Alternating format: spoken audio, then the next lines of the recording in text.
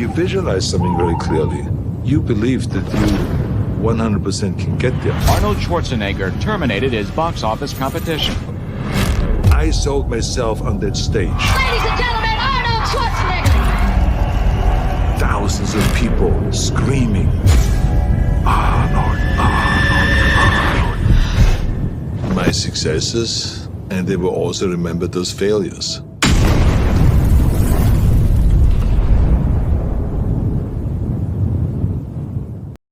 Now let me get right away to the first rule of success. The first rule of success is to have a vision. You see, if you don't have a vision of where you go, and if you don't have a goal where you go, you drift around and you never end up anywhere. It's like you can have the best ship in the world, you can have the best airplane in the world. If the pilot or the captain doesn't know where to go, it would just drift around. It would not end up anywhere, or most likely in the wrong place. So I was very fortunate that I stumbled onto my vision. I mean, as you know, I was born in 1947 in Austria after the Second World War. And I didn't really like Austria when I grew up. I couldn't wait to get out of there. I couldn't see myself becoming a farmer or a worker in a factory or anything like that. Even though my parents wanted me to stay there and have a normal life. My father wanted me to become a police officer like he was. My mother wanted me just to stay there and marry a girl with the name of Heidi, hopefully, and have a bunch of kids and run around like the Van Trapp family in The Sound of Music. But that was their vision, not mine. My vision was totally different. I felt that I was born for something special, for something unique, for something big. So I was searching. Then one day I went to school. I remember I was 11 years old, and they showed a documentary about America. And there they showed in this documentary the huge skyscrapers, the high-rises, the huge bridges, the 6-lane freeways, the huge cars with the wings sticking out, and all of this stuff. And I said to myself, that's where I want to be.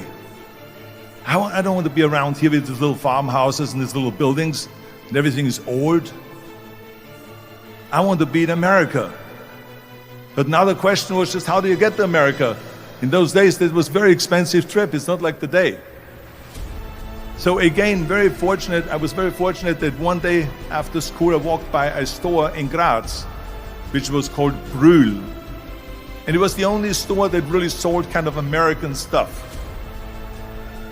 So one day, they had jeans there, American jeans.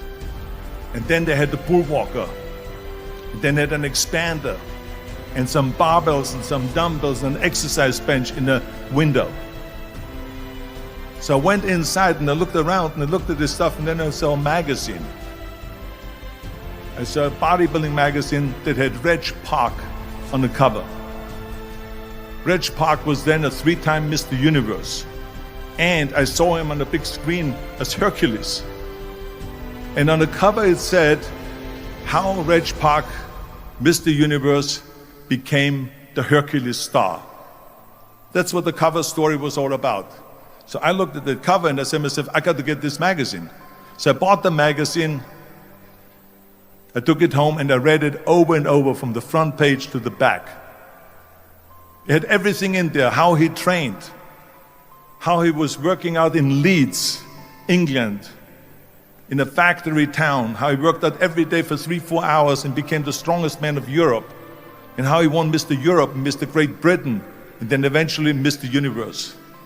And how he won the second Mr. Universe and the third Mr. Universe. And how he was discovered to play the starring role in Hercules. I read that and I said to myself, wow, this is the blueprint for my life. This is exactly what I want to do. I want to become a bodybuilding champion just like Reg Park. I want to get into movies just like Reg Park. And I want to make millions of dollars and be rich and famous just like Reg Park.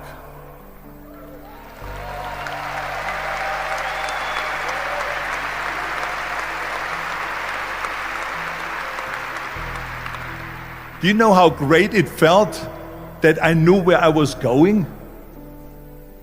Imagine the majority of people don't know where they're going. I knew where I was going, that I'm going to become this bodybuilding champion just like him. So it was just a question of how do you do it? I was so relieved because when you have a goal, when you have a vision, everything becomes easy. Because remember that in America, for instance, when you study, you will see the percentage of people that like their jobs.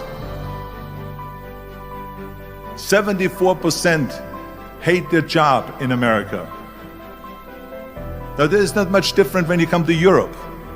The majority of people don't like what they're doing because they're really not doing it because they didn't have a goal and they followed this goal. They just aimlessly drift around, and then all of a sudden there's a job opening, so they get that job because you have to work. But then when you work, it's a chore. It's work.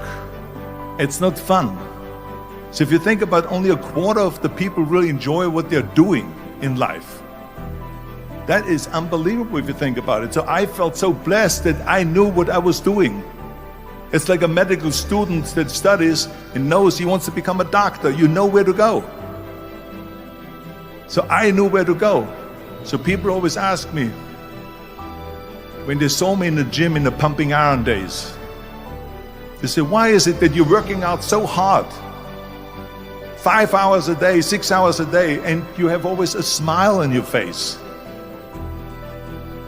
The others are working out just as hard as you do, and they look sour in the face. Why is that? And I told people all the time, I said, because to me, I'm shooting for a goal.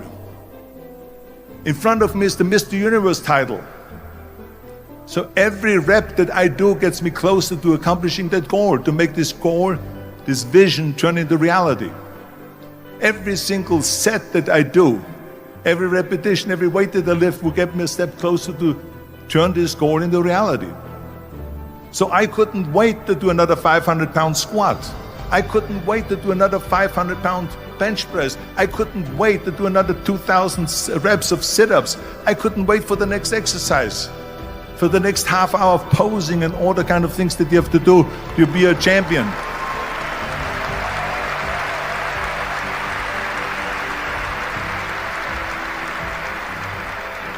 I felt so great knowing where I was going, and I tell you, it worked. I mean, think about it. And at the end, I was just not visualizing just my exercise, but I was really lifting the trophy over my head. That's what I was thinking about. And with the age of 20, I went to London and I won the Mr. Universe contest as the youngest Mr. Universe ever.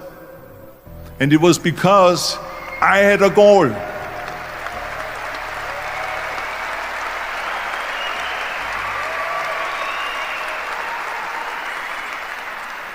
And this is no different than anything else, what I'm talking about. This is not just about bodybuilding.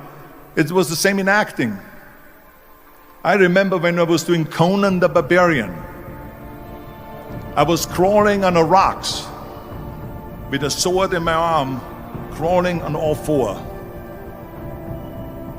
And of course, being that it's Conan, I didn't have clothes on or anything like that, right? So I was kind of, my knees were bare, my elbows were bare and everything else. And I'm crawling on the rocks. So after 10 takes, my elbows were bleeding and my knees were bleeding. And the director came to me and he said, Arnold, I'm so sorry that you have to go through this, but we need one more take. A close-up of you crawling with the sword towards the camera. Can you handle one more take? And I said to him, I don't know what you're talking about. He says, I'm totally fine. He says, but you're bleeding. I said, because I don't feel it, because I can visualize what the scene will look like in a film. And I'm so excited about this scene.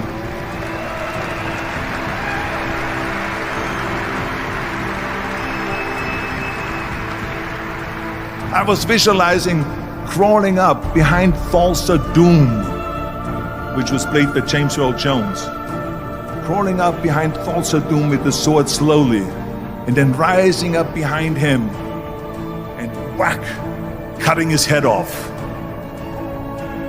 And the head spins in the air, slowly with blood all over the place, and slowly falls down the steps and rolls down the steps. And his body slowly falls sideways. That was what I was visualizing, and that was very important because he, in the movie, killed my parents, killed Conan's parents. And that was revenge. And he always said that flesh is stronger than steel. And I wanted to prove to him that no, steel is stronger than flesh. And so I had this in my mind. And so this is why it didn't matter if I had to do another 50 takes or 100 takes, no matter how much I bleed on my elbows or my knees. I saw that vision of the perfect scene, and it was an important scene, and I would do it over and over again until we got it.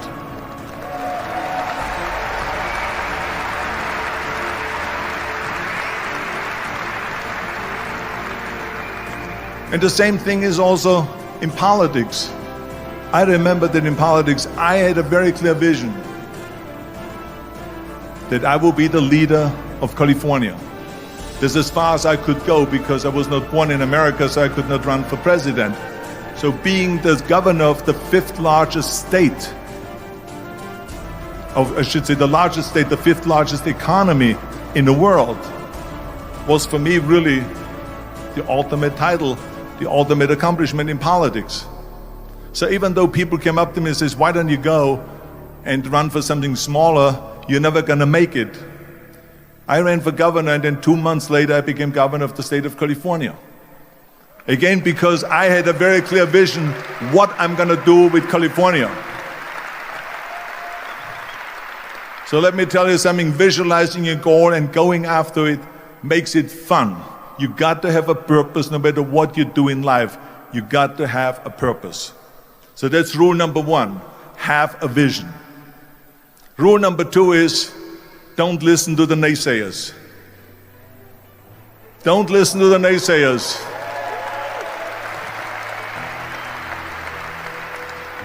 Everything I ever did, the thing that I heard out of people's mouth was, that's impossible. That can't be done. Or no.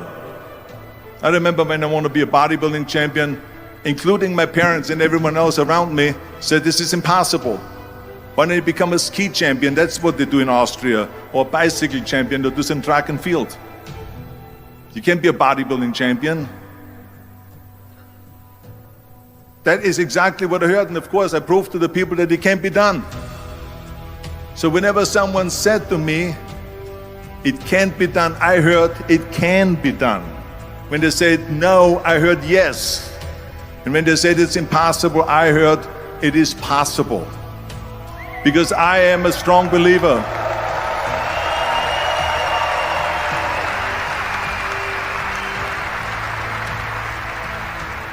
I'm a strong believer of what Nelson Mandela said, that everything is always impossible until someone does it. Well, I'm going to be the one, I said to myself, I'm going to do it and I'm going to show it to them. Maybe it has never been done before. That's perfectly fine with me. But I'm going to do it. And I did not listen to the naysayers.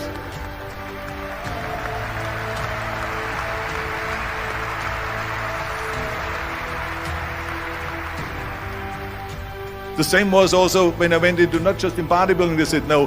When I wanted to come to America, when I wanted to go to America, they said it's impossible. There's no money that you have to fly even over there. You have no money when you go over there to live with. And what do you think, they're gonna wait for you? They have plenty of big bodybuilders over there. It was all no, and it can't be done, it's impossible. And I remember then that the same thing happened also when I went into the show business. Can you imagine, I was now a bodybuilder, I weighed 250 pounds, I was Mr. Olympia 6 times, I was Mr. Universe 5 times, and Mr. World and Mr. International. I won 13 World Bodybuilding Championships altogether, and now I said to the agent, the Hollywood agent, I want to get into movies. He said, that's funny, Arnold. I asked a studio executive, I say, I want to get into movies. I want to be a leading man. He started laughing. So they all say it's impossible. I said, why is it impossible? He says, because look at how big you are. You weigh 250 pounds. Hercules bodies and muscular bodies were in 20 years ago.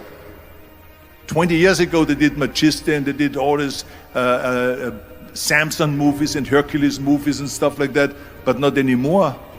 Arnold, this is the 70s. Do you know the sex symbols today? It's Al Pacino. He weighs 150 pounds. It's Dustin Hoffman. He weighs 146 pounds. And guess who else is a sex symbol? Woody Allen. So imagine they're telling me now that those are the new sex symbols. So do you ever forget about it? And then they told me this, and your accent, even if you reduce all your body weight and everything and have a normal body, your accent. I said, your accent, I mean, it will go give people goosebumps. With the German accent, it will get people the creeps. They will get scared. He says, no one in Hollywood ever has become a leading man that had an accent. Doesn't happen. People in America want to hear their actors talk like John Wayne, or like Burt Reynolds, or like Clint Eastwood. Not like someone on Hogan's Heroes or something like that. Some Nazi movie. That's the kind of stuff that they heard. They said, no, you see, it's impossible. And plus your name who can pronounce Schwarzenegger or something like that. No one can pronounce that, so forget about it, Arnold. This is the kind of thing that I heard. Imagine, you go from studio executive to studio executive, from agent to agent, from manager to manager, and they all said exactly the same thing. Now that's very encouraging, isn't it? But you know something? I didn't give a shit. I didn't.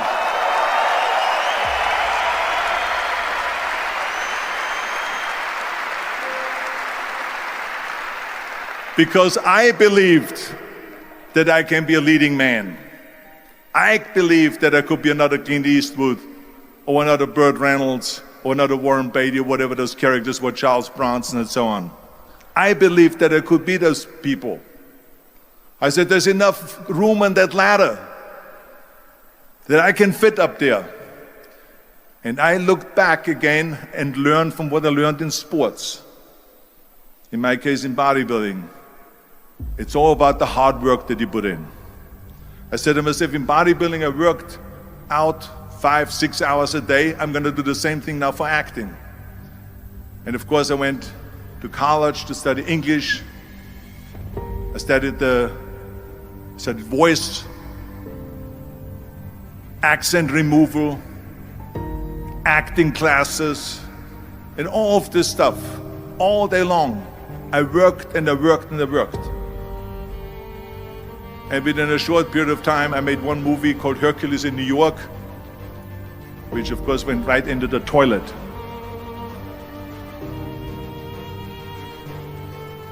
But it didn't discourage me. I still had the same vision. And then all of a sudden I did Streets of San Francisco. I did Stay Hungry and Pumping On and The Villain. And then all of a sudden I was asked by Dino De Laurentiis and by Universal Studio, the biggest studio, to star in Conan the Barbarian. And after I did Conan the Barbarian, the director at the press conference said to the press, the director was John Milius. He said to the press, if we wouldn't have had Arnold, we would have had to build one. So think about that.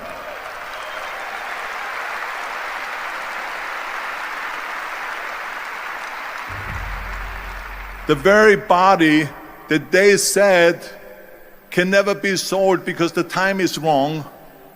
A few years later, I'm doing Conan the Barbarian, and it was the #1 hit at the box office when it came out in the summer of '82. Think about that. And the director says, if we wouldn't have had his body, we would have had to build one. So all of a sudden, my body became an asset, not a liability.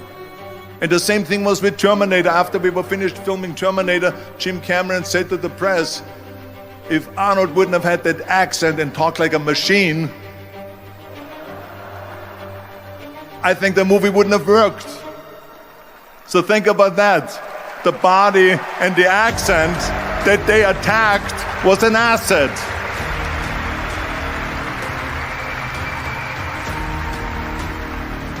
But I didn't listen to those losers. I didn't listen to them at all. Because that's exactly the way it was in politics again, when everyone said no, no, no, and it can't be done. And then became governor of California, and this is with everything like that. This is just the reality of it, is that you cannot listen to the naysayers. So this is a very important lesson for all of you. So when someone says, no, this is a stupid idea, you in your mind, you don't have to say it, but in your mind just say this, fuck you, you're an asshole. What do you know?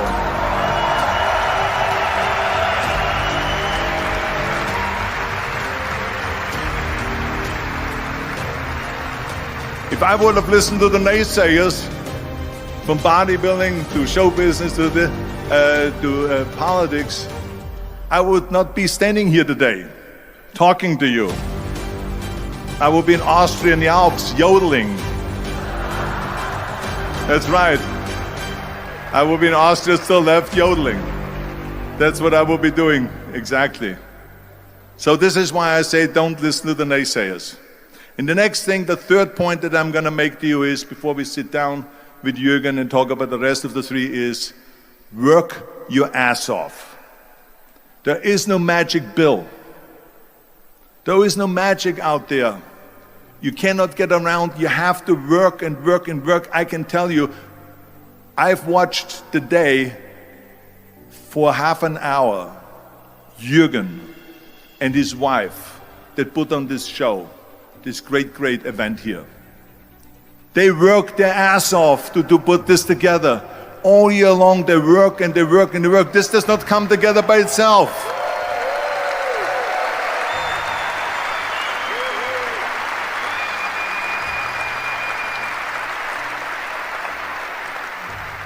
For half an hour they were running around and making phone calls and doing this and that and talking to their aides and make sure this is happening, make sure there's the water out there. Talking about water, love water. Make sure of this and make sure of that and all that stuff. So it's work. And it drives me crazy when people say that they don't have enough time to go to the gym for 45 minutes a day and work out. Or to do something for 45 minutes to an hour a day to improve. If it is physically improve or if it is mentally to improve. Imagine you read 1 hour a day about history. How much you will learn after 365 hours in 1 year. Think about if you study about the history of musicians, of composers, how much you would know. Imagine if you would work on a business, on some business that you want to develop every day for an hour. Imagine how further along you will go and get. So it drives me nuts because we have, when people say we don't have the time, we have 24 hours a day. We sleep 6 hours a day, so that gives you still 18 hours. Now there's someone shaking their head out here in front to say probably, I don't sleep 6 hours, I sleep 8 hours, right? Or just sleep faster.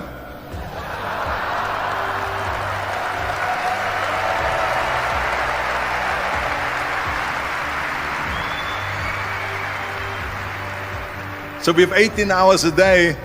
The average person works around 8 to 10 hours. So let's assume it's 10 hours, so we have 8 hours left. Then you travel around an hour a day, maybe 2 hours a day. So now you have still 6 hours left. So what do you do with these 6 hours? What do you do with these 6 hours? Then we eat a little bit, then we schmooze a little bit, talk a little bit to people and all that stuff. But you can see how much time there is available if you organize your day. So you got to work hard. I mean, let me tell you something. When I went to America, I went to college. I went and worked out 5 hours a day.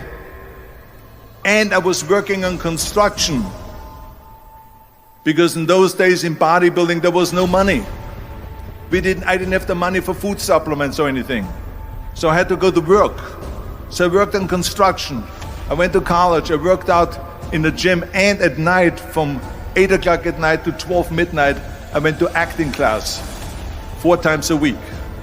So I did all of that. There was not one single minute that I wasted. And this is why I'm standing here today.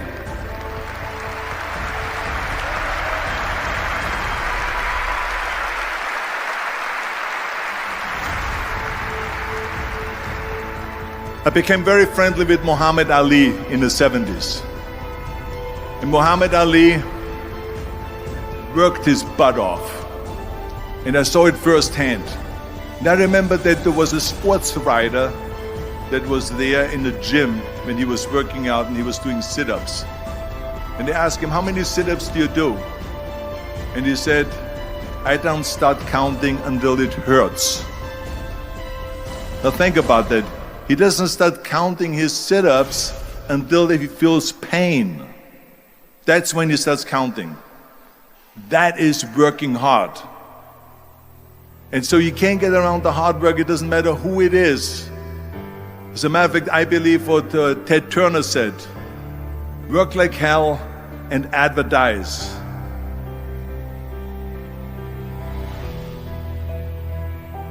You get it?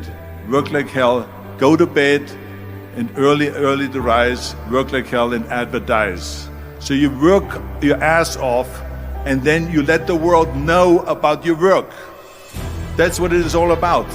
Let people know. If you have a company, if you have a movie, if you do sports, work your ass off, but then advertise and let everyone know.